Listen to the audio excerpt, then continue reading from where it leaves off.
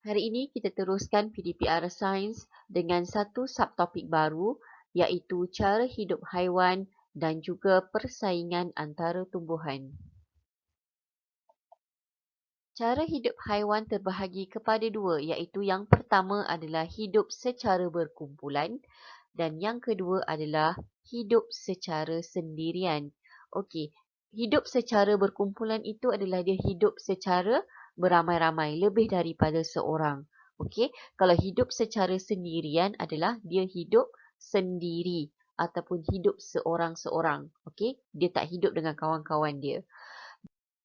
Terdapat beberapa contoh haiwan yang hidup secara berkumpulan iaitu yang pertama burung layang-layang, yang kedua semut, yang ketiga singa, yang keempat rusa, yang kelima kambing dan yang keenam adalah bangau. Okey, ini adalah antara haiwan yang hidup secara berkumpulan. Ya, kita dapat lihat daripada gambar rajah, haiwan-haiwan ini dia bersama dengan kumpulan dia. Okey, dia tak duduk sendirian. Okey. Alright. Sekarang kita lihat kepada kelebihan dan kekurangan cara hidup secara berkumpulan. Okey. Bila hidup secara berkumpulan, dia ada kelebihan dia. Okey, apa kelebihan dia? Bekerja sama. Key point dekat sini adalah bekerja sama. Bekerja sama untuk apa? Yang pertama untuk membuat sarang. Haiwan apa yang bekerja sama untuk membuat sarang? Contohnya adalah semut. Dia tak hidup sendiri. Dia hidup secara berkumpulan agar mudah untuk dia buat sarang. Okey, dan yang kedua mendapatkan makanan. Saya bagi contoh singa. Singa dia hidup dalam berkumpulan. Jadi dia mengejar dia punya mangsa dengan sangat mudah. Okey, sangat mudah untuk dia mendapat makanan. Okey, dan yang ketiga, menjaga keselamatan dan yang keempat, melindungi anak-anaknya. Saya berbagi contoh juga yang sama iaitu singa. Singa jantan biasanya dia akan keluar untuk mencari makanan manakala singa betina dia akan duduk di habitat dan menjaga anak-anak dia. Okey, dia menjaga keselamatan dan dia menjaga anak-anak dia. Okey, dan yang terakhir adalah mengawal kawasannya. Apabila sesuatu haiwan tu dia hidup secara berkumpulan menyebabkan haiwan lain tak berani untuk ambil alih habitat tersebut. Okey, dan yang kedua kita fokuskan kepada kekurangan bagi hidup secara berkumpulan ini. Okey, yang pertama mudah dijangkiti wabak penyakit. Okey, apabila haiwan itu hidup secara berkumpulan secara banyak-banyak, penyakit mudah berjangkit, ya. Cepat je penyakit tu tersebar. Sebagai contoh selsema burung. Okey, dan yang kedua haiwan yang lemah. Okey, haiwan yang lemah ni haiwan apa? Haiwan yang selalu menjadi mangsa kepada haiwan lain. Okey, menjadi makanan kepada haiwan lain. Haiwan yang lemah dalam kumpulan sukar untuk menyelamatkan diri daripada mangsa. Dia nak lari, susahlah untuk selamatkan diri bila hidup dalam secara berkumpulan tu. Alright.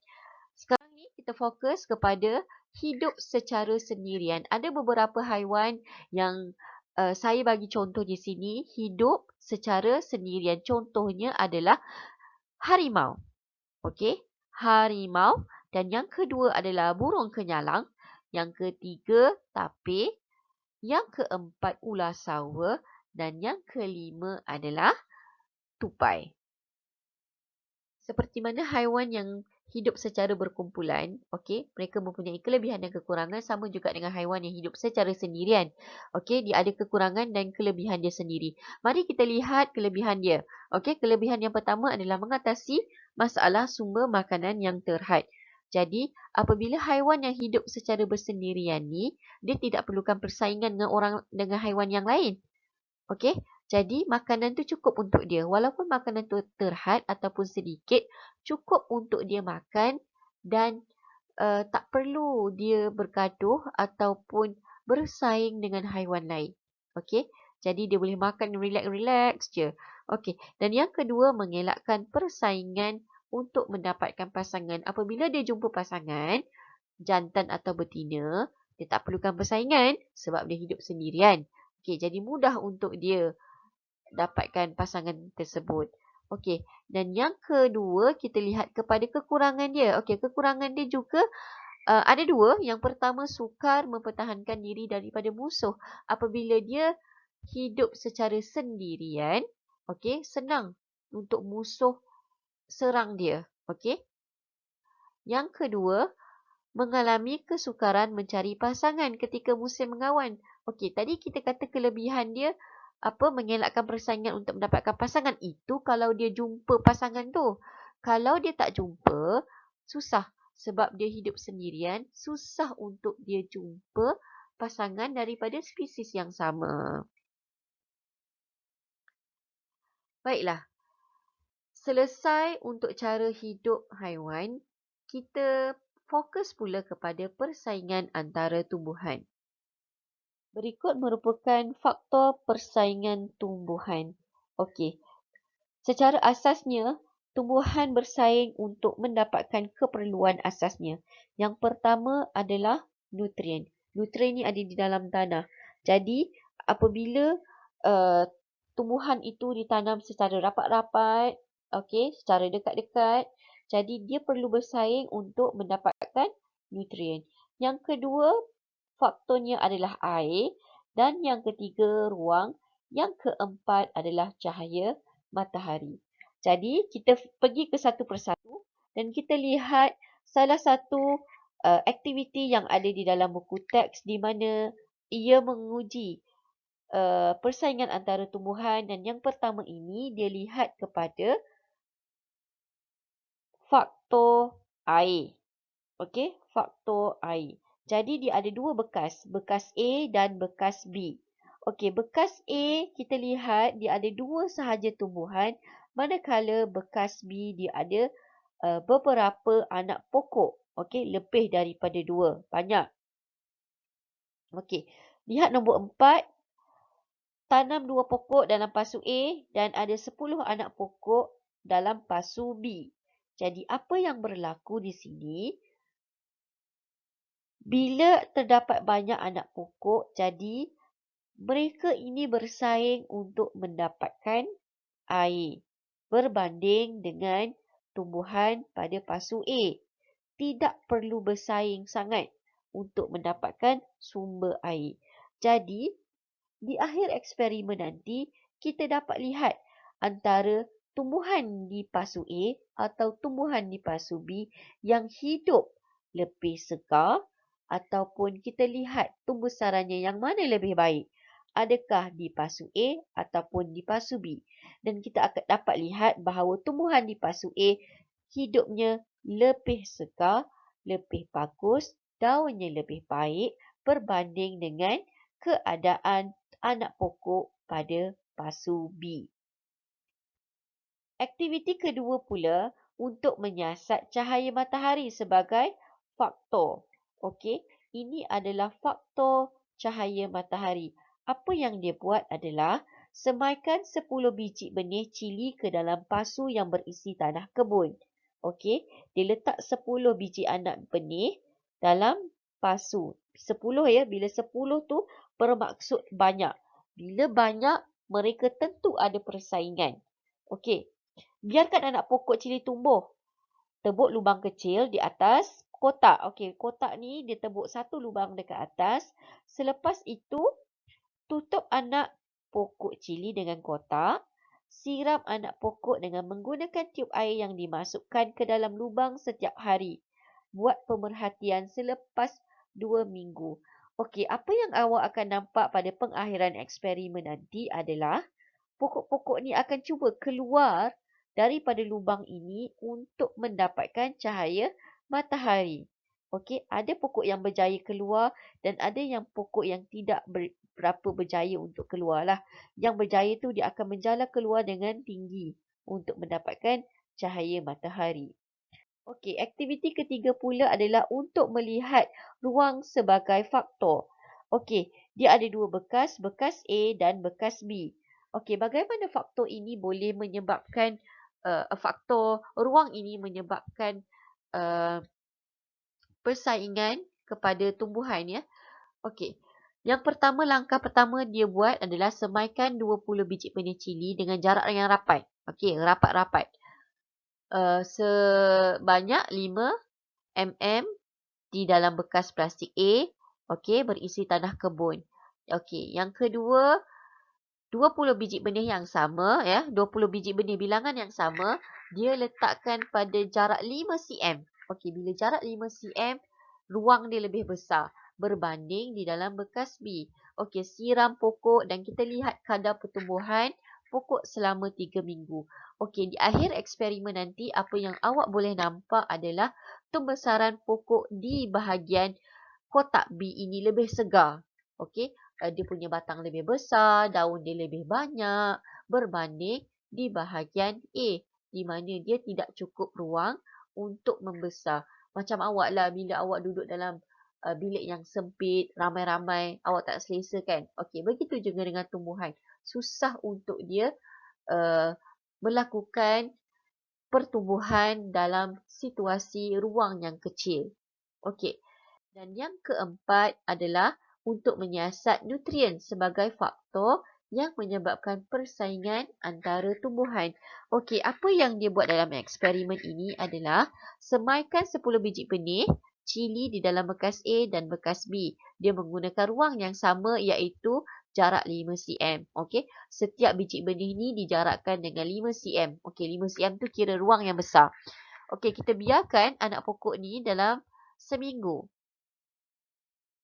Siram biji benih cili setiap hari dengan jumlah air yang sama. Tabur baja sehingga rata pada keliling anak pokok dalam bekas B. Okey, bekas B sahaja yang kita tambah baja. Okey, manakala bekas A tanpa baja. Bekas A tidak ada baja. Bila tidak ada baja, bermaksud dia tidak ada uh, sokongan daripada segi nutrien. Bila awak tambah baja, sebab itu orang dia beli baja untuk tanaman dia, untuk support nutrien pada tanah tersebut. Dia tambahkan lagi nutrien pada tanah tersebut lah.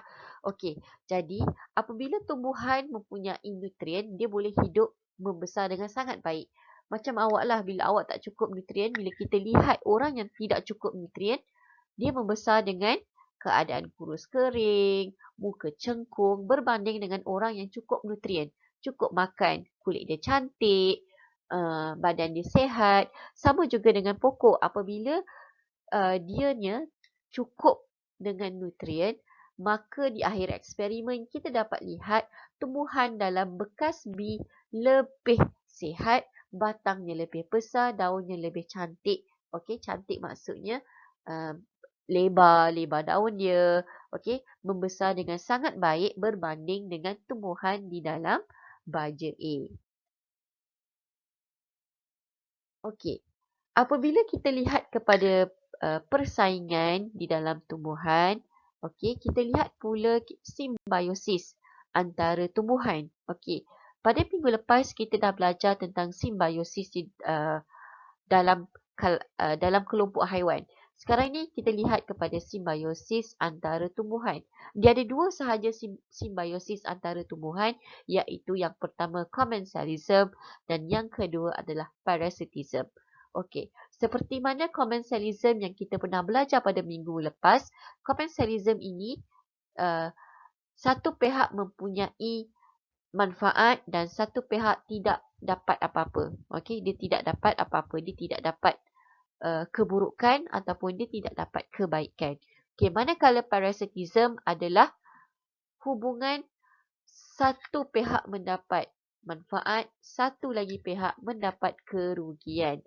Jadi mari kita lihat beberapa contoh tumbuhan yang mempunyai commensalism ini. Okey, yang pertama adalah pokok paku langsuyar dan pokok kelapa sawit.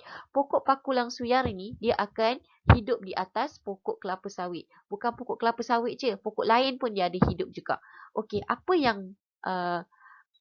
yang dia dapat? Dia nakkan cahaya matahari.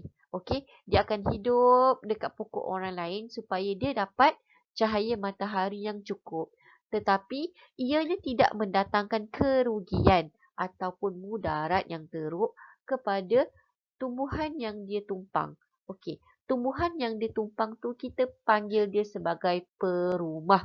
Okey, rumah dia lah. Jadi, tidak berlaku kerugian pada perumah. Sebab itu, kita panggil dia sebagai simbiosis commensalism. Okey. Yang kedua adalah contoh pokok orkid liar dan batang pokok. Okey. Orkid liar ini dia akan hidup pada mana-mana batang pokok sama dia hidup pada batang pokok itu untuk mendapatkan cahaya matahari. Okey, dia dapat membesar pada masa yang sama, perumah tu okey je. Okey, tidak mendapat apa-apa kerugian. Okey, sekarang kita lihat pula kepada parasitism di mana contoh yang saya bagi ini adalah pokok dedalu dan pokok mangga. Pokok dedalu ni dia duduk dekat pada pokok mangga dan ada beberapa pokok yang lain. Apa yang dia buat? Akar dia serap nutrien pada pokok tersebut.